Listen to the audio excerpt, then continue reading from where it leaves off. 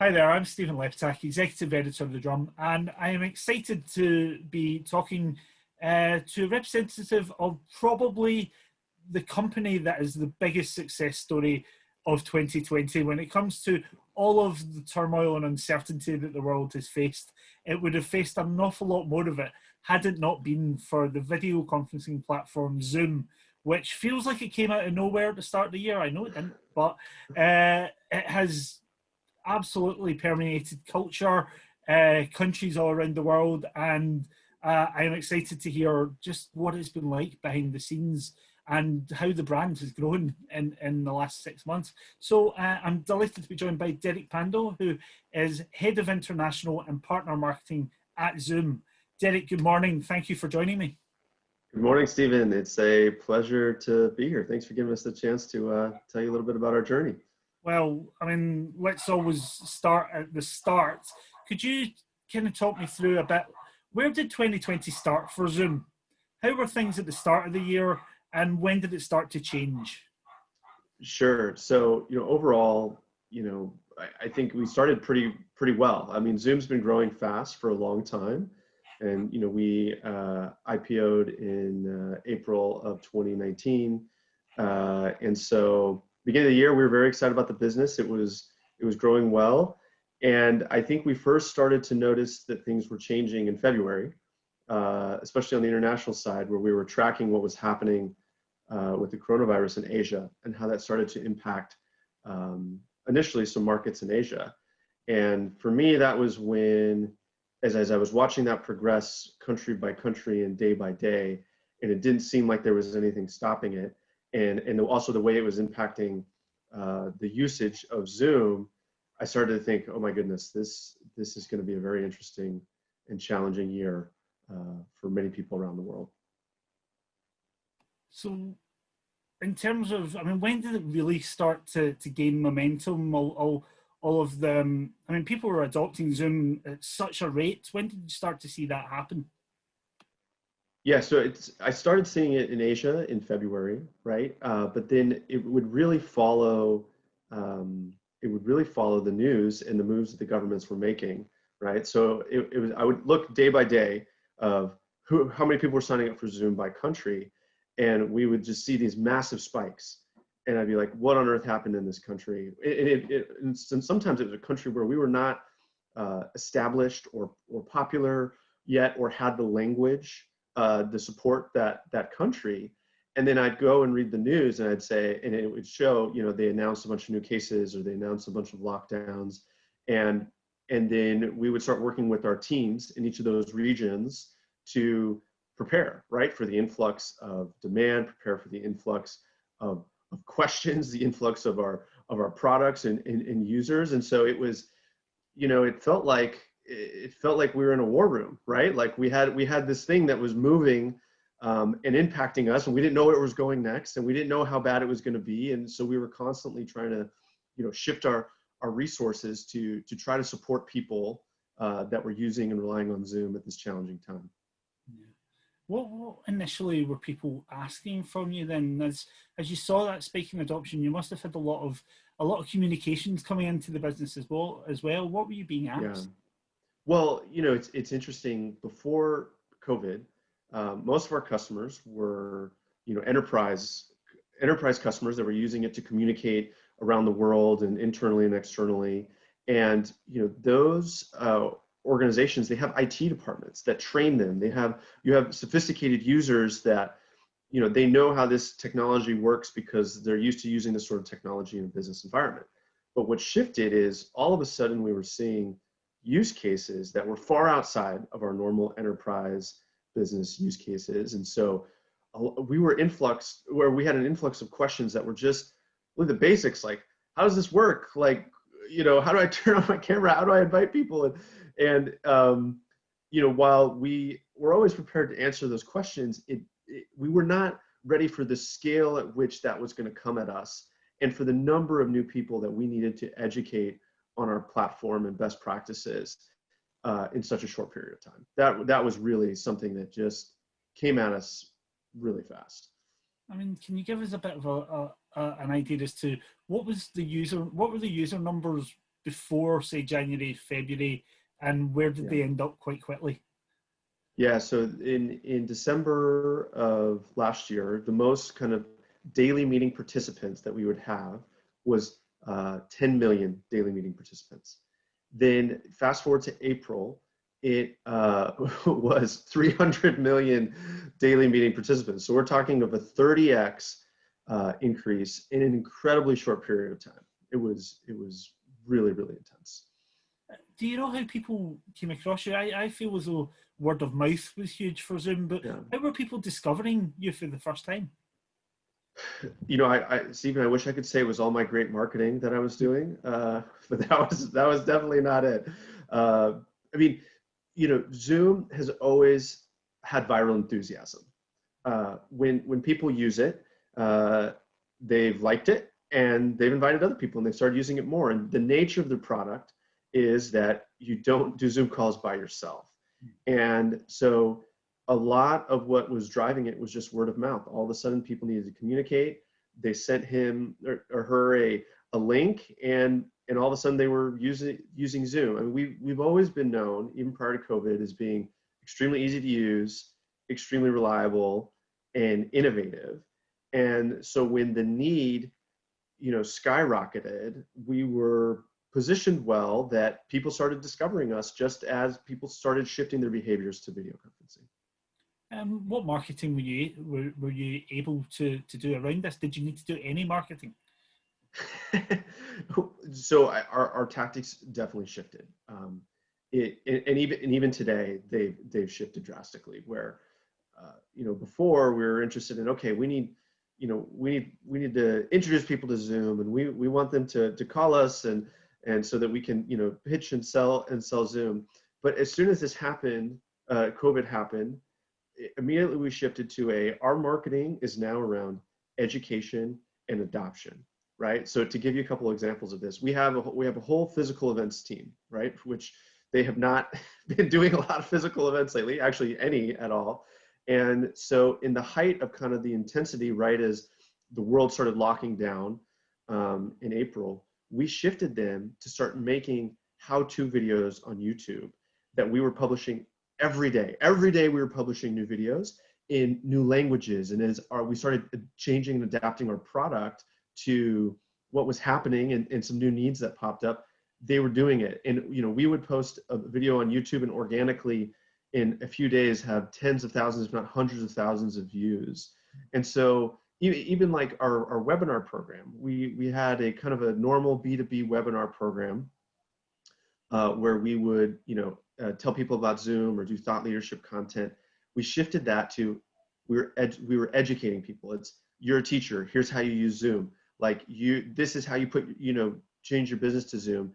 And we were seeing just thousands of attendees on a daily basis on some of our what would have been traditionally marketing channels, that it really became an education channel. But while you had all this demand and you're having to reassess the strategy for the year, rip up plans from before and figure out how to meet demand and grow education, you guys are in the same position as everyone else. You're also stuck at home in lockdown. Yes. How did you as a company manage to pull all that off while all being remote from each other? Well, I mean, we already live in Zoom, so that was a very natural evolution. But as you might hear a slight crying baby as I'm talking, we at Zoom also have some of the same challenges that everybody else has of space. Now, I will say this: like in an intense period of work, like what we went through as so many people were reaching out, and we were having to adapt our business so quickly. It was extremely beneficial to be at home because, one, I live in California, so I have a commute. So I didn't have a commute. Number two, I work with our global teams. And so for me to be able to, very easily sign on in the morning, check with how Europe and the US is doing, and then sign on in the afternoon and evening and check to see how APAC was doing. The other kind of interesting part that I noticed that was a evolution for Zoom is it democratized the communication in our business from a global perspective. It is now just as easy to get a hold of an executive, whether you're sitting in Japan or whether you're sitting in San Jose at our headquarters, because we're all communicating the same way. There's no drive-bys, there's no swinging by someone's desk and going to lunch with them and schmoozing them and getting your project to the top of the list. And so I think it's helped accelerate the global nature of our company, which is what we've really needed at this time. It seems almost every time a tech company takes off, there's straight away people pushing back saying, oh, you have to watch that, that's malware, spyware, or there's something not quite right about that. And you guys were hit with that round about April, May. How did you respond to a lot of the comments you were getting back about whether or not companies were willing to use them? Yeah, totally understand that, with sudden increased popularity comes sudden increased attention from lots of different places. But we tried to take it in stride.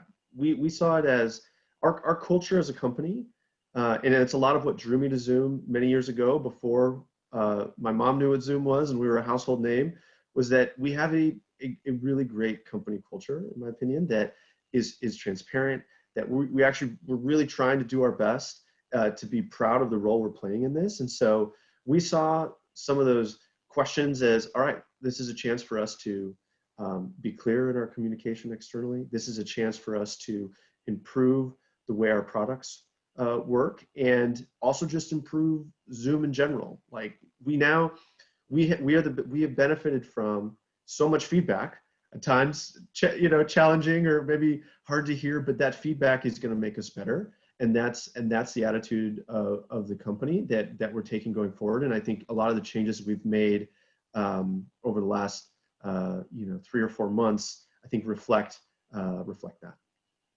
And I mean, it is a very competitive space. You're up against some of the world's biggest tech companies in Facebook, Cisco, Microsoft in 2 cases. How then have you marketed against that competition to make sure that Zoom has continued to stand out amongst the crowd? Yeah, it was very competitive prior to COVID.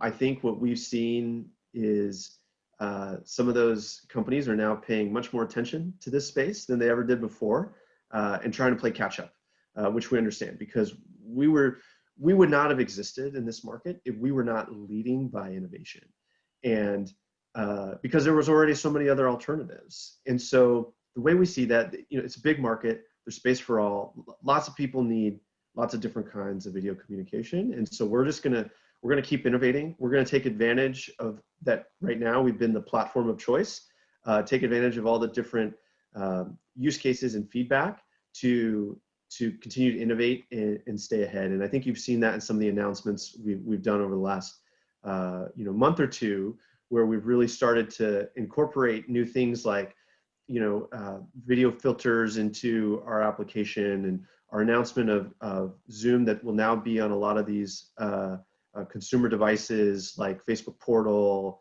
and Google Nest and Amazon Shows. We're going to continue to lead the market by innovation. Yeah, it's fascinating that companies that were competitors a few months ago, you now have partnerships with. That's safe for Zoom.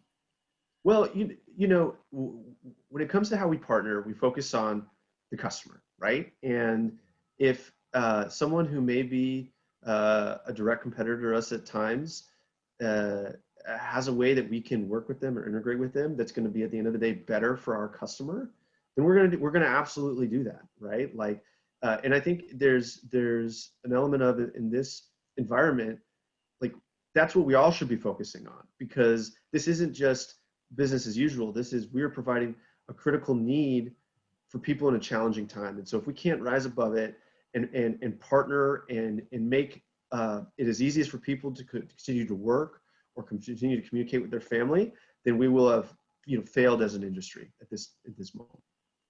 Do you, as a company, do you feel pressure because of that? Because it's a lifeline to many people, or it's a real utility now. Does that weigh quite heavy at all?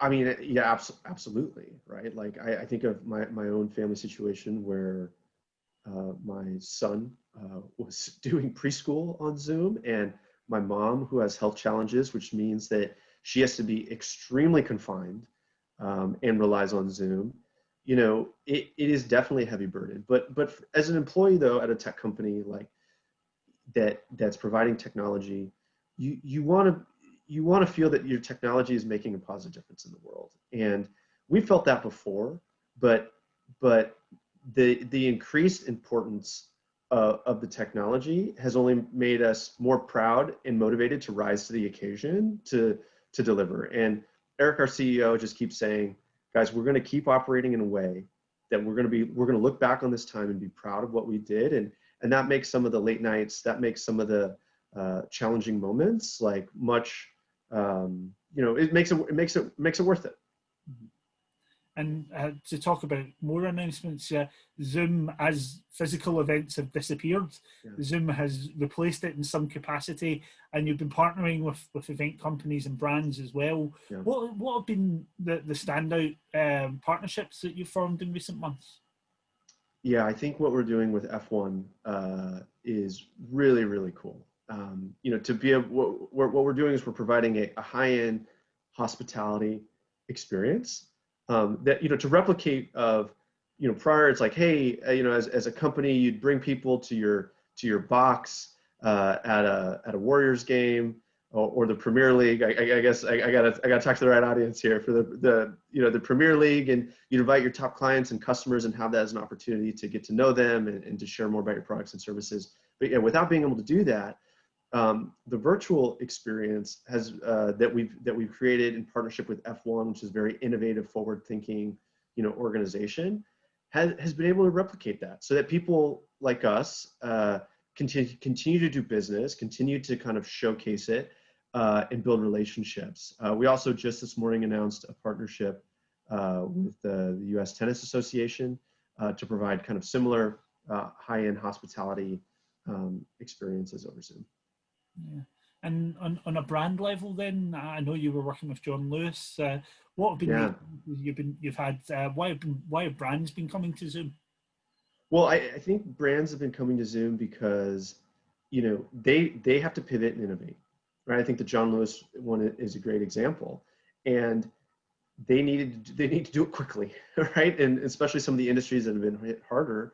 And in a lot of situations, all they've needed is the platform, and once they have it, they can take it from there. And so it's been really fun watching the innovation, whether it be, you know, a virtual design session, or recently I got invited to a virtual chocolate tasting, and they mailed us each chocolate that were participating, and we had a handful of people join from, you know, different time zones. And they had someone join who kind of walked us through the experience, much like you would experience in an in-person, you know, wine or chocolate tasting. And what's incredible is, you know, I was the annoying, hi, I work at Zoom, can I ask you some of your questions during the chocolate tasting is they don't need that much help from us to do it. Once they have the platform, they can take it from there because we're easy to use, right? And so that has been very gratifying to watch brands evolve. And for us, you know, sometimes in the situation of like F1, we're very involved, but then sometimes the brands, they can just take it and make it their own. And we've really enjoyed watching brands do that. I mean, even from my own personal circumstance, people have been using Zoom and adopting it to have fun with families and to interact. And a lot of we've seen stand-up comedy shows, we've seen quizzes hosted. What has been the most creative use of Zoom that you've seen personally? I don't know if this is hit across Europe and other parts of the world, but in the US, it has become kind of interesting to hire out animals like a llama or an eagle to join your Zoom meetings to spice things up, which, you know, it's just kind of funny and ridiculous. But I think to me, that was the one that I think brought the biggest smile to my face when I read the headline of, you know, hire a llama for your next, to join your next Zoom meeting. Surely that's the next part of the revenue stream. You need to start renting out animals. You know, maybe we need to look at that. But in the meantime, we are happy that there's some farm somewhere that's able to continue to have a business and to be creative in the ways that they're adapting around COVID. I mean, that is another element. Zoom has been a lifeline for so many businesses, and that they've had to pivot to using the platform in order to continue to be a revenue stream. How then has that given you ideas yourselves for how to develop the business? Yeah, I mean, I think enabling people to expand their business, to charge people for experiences and to make it more custom is definitely something we're thinking about and evolving right now, because the llamas and the mass amounts of yoga teachers and the virtual chocolate tastings and some of the things in the virtual hospitality are not things that we saw really to almost at all, or to this level before. So we're definitely taking that feedback, definitely going to look to make those kind of things even easier and easier on the platform. Well, I guess to follow that question up, then what can we expect to see soon? Before the year's out, no doubt you'll have other things that you have to do, because you can't take a minute off. So what more can we expect to see from the company? Yeah, I think one area that we've really been focused on is Zoom Phone, right? So Zoom Phone is a soft phone that you pair with the Zoom Meetings products and our Zoom Rooms products and many of our other products. But we've seen that now that people are working from home and it happens so suddenly, there's also a need for people to replicate the phone call, right? And whether that be like a business phone line where you're taking inbound, or just you need to call people to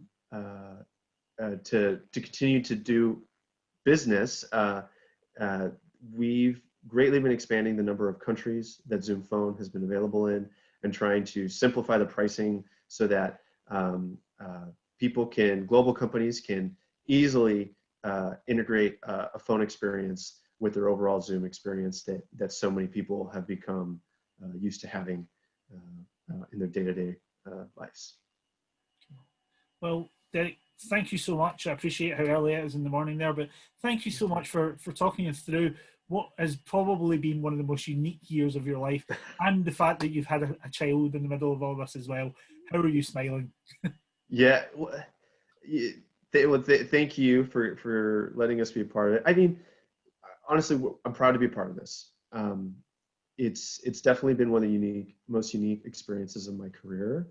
But we want to support. Like when I get a call from my mom in Utah saying, I just saw Zoom on the news, and they're talking about how they're leveraging it to keep businesses open and to stay safe and to stay people connected. Like, she's looking at me as if I'm, a doctor out there curing cancer.